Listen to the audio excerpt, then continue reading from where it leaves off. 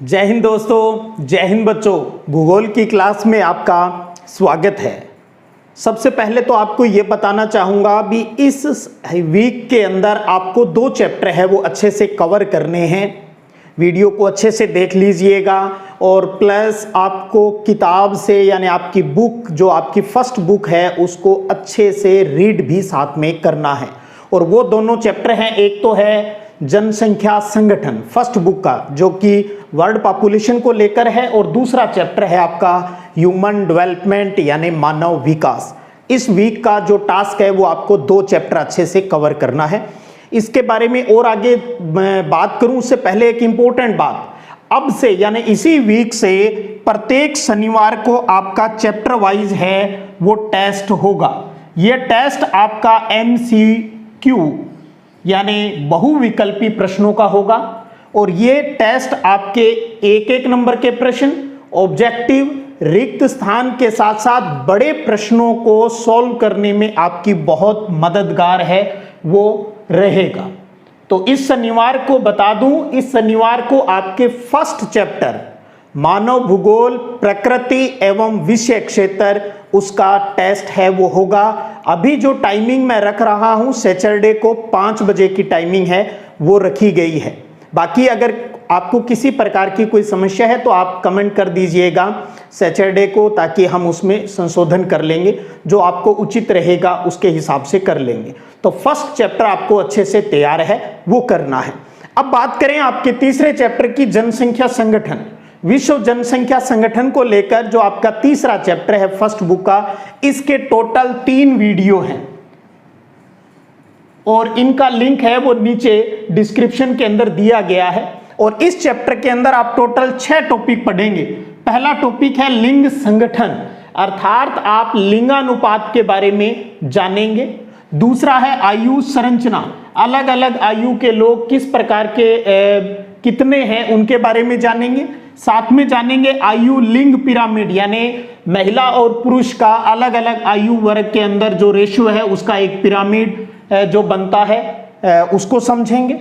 चौथा चैप्टर है वो आप टॉपिक जो है वो ग्रामीण और नगरीय जनसंख्या उसके बारे में जानेंगे। और 5वां टॉपिक लिटरेसी यानी साक्षरता का है, और 6ठा टॉपिक है वो है व्यावसायिक संरचना का। तो इस चैप्टर के अंदर यानी जनसंख्या संगठन या जनसंख्या संरचना के अंतर्गत हम इन 6 टॉपिकों को अच्छे से रीड आउट करेंगे, समझेंगे। 3 वीडियो के अंदर यानी लगभग 40-45 मिनट के हैं वो सारे के सारे वीडियो, और उतने में ये पूरा चैप्टर है वो आपका अच्छे से कवर हो जाएगा। इसके साथ आपको एक और इंपॉर्टेंट टॉपिक वो है ह्यूमन डेवलपमेंट, मानव विकास को।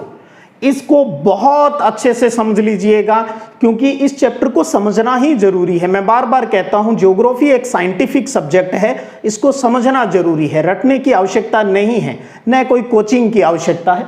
इस चैप्टर के अंदर भी आप 6 टॉपिक है वो पढ़ेंगे। ये पूरा चैप्टर आपको 4 वीडियो के अंदर है वो कंप्लीट मिल रहा है, और इसका लिंक भी नीचे डिस्क्रिप्शन के अंदर है। तो 3 वीडियो तीसरे पार्ट चैप्टर के हैं और चौथे चैप्टर के 4 वीडियो हैं। इसके अंदर पहले आप जानेंगे इस चैप्टर में ग्रोथ एंड डेवलपमेंट, इन दोनों में अंतर क्या है इसको जानेंगे। दूसरा जो टॉपिक है वो है ह्यूमन डेवलपमेंट यानी मानव विकास की अवधारणा। क्या होता है मानव विकास, क्या होता है सार्थक जीवन, किन्होंने ये दिया, क्या अपनी बातें कही, उन चीजों के बारे में आप जानेंगे।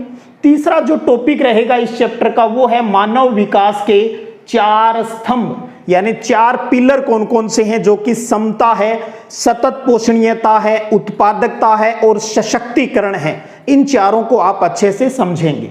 चौथा टॉपिक इस चैप्टर का रहेगा मानव विकास के उपागम। उपागम यानी अप्रोचेस, यानी कहें भी वो विधियां कौन सी है उनके बारे में जानेंगे। तो इसके अंदर आप 4 चीजें पढ़ेंगे, आय उपागम के बारे में, कल्याण उपागम के बारे में, आधारभूत आवश्यकता उपागम के बारे में और क्षमता उपागम के बारे में। 4 चीजें इसके बारे में जानेंगे। 5वां टॉपिक मानव विकास का मापन, बहुत ही इंपॉर्टेंट, अक्सर कंपटीशन में भी इससे क्वेश्चन आता है, और वो है HDI ह्यूमन डेवलपमेंट इंडेक्स, मानव विकास सूचकांक के बारे में अच्छे से जानेंगे।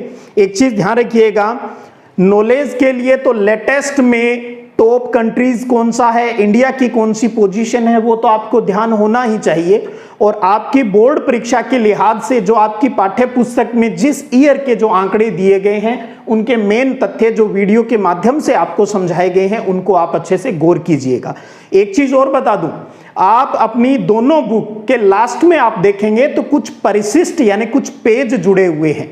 वो उन पेज का जो संबंध है वो किसी न किसी चैप्टर से है। जैसे आपने दूसरा चैप्टर विश्व जनसंख्या का, तीसरा जनसंख्या संगठन है, चौथा आप HDI के बारे में यानी मानव विकास के बारे में आप जान रहे हो, तो इनसे संबंधित कोई डाटा है, कोई आंकड़े हैं, तो वो लास्ट के अंदर हैं, वो जोड़े गए हैं, जिन्हें हम परिशिष्ट कहते हैं। तो वो आपके नॉलेज के लिए भी, यहाँ आप देख सकते हो, डाटा को रटना नहीं है, कहीं आप पीछे की टेबल है वो रटना स्टार्ट कर दे, वो आपके सिर्फ एक एनालाइज करने के लिए दी गई होती है, जो लास्ट में जोड़ी जाती है। और छठा टॉपिक है मानव विकास की अंतर्राष्ट्रीय तुलनाएं। अलग अलग देशों के अंतर्गत मानव विकास है वो किस प्रकार का है, कौन सा देश टॉप के अंदर है, कहाँ की जो क्वालिटी है वो डेवलपमेंट को लेकर अच्छी है, कहाँ की मीडियम है, कहाँ की बहुत लोअर है, जो कैटेगरियाँ बनी गई है उनके आधार पर हम सभी देशों का कंपैरिजन है वो इसके अंतर्गत समझते हैं। तो ये टॉपिक जब आप करोगे, मानव विकास का मापन है, तो उसके अंदर ही अंतर्राष्ट्रीय तुलनाएं हैं, वो भी आप अच्छे से क्लियर कर लोगे। तो तीसरा टॉपिक जो आपका चैप्टर है उसके अंदर 6 टॉपिक पढ़ेंगे, टोटल 3 वीडियो है।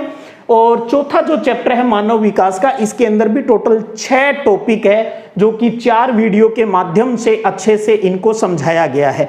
तो आप सब बच्चों को, साथियों को कहना चाहूंगा, इस वीक में आपको ये दोनों चैप्टर अच्छे से कवर करने हैं।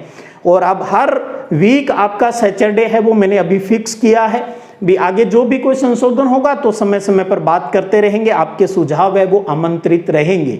तो इसी प्रकार से आप सतत प्रयास है वो करते रहिएगा। जल्दी जल्दी सिलेबस को सल्टाने से कहीं ज़्यादा बढ़िया है, मैं कहूँ भी आप तसल्ली से और थोड़ा सा गहराई से हर चैप्टर को समझिएगा।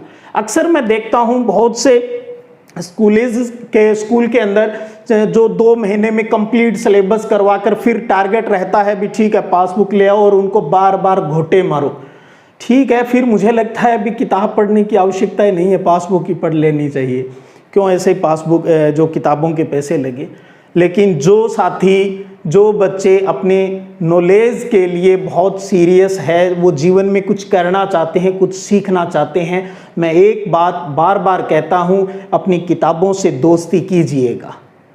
और चीज़ें आपके लिए हेल्प के लिए हो सकती है, लेकिन किताब का साथ मत छोड़िएगा।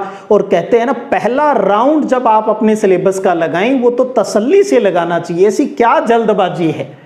अगर हमें 2 महीने में सिलेबस पूरा करके और अगले 2 महीने में रट्टे मार कर पूरा ही कर दें, तो मेरे ये समझ में नहीं आता, तो फिर एक क्लास के लिए 1 साल का टाइम क्यों देती है गवर्नमेंट?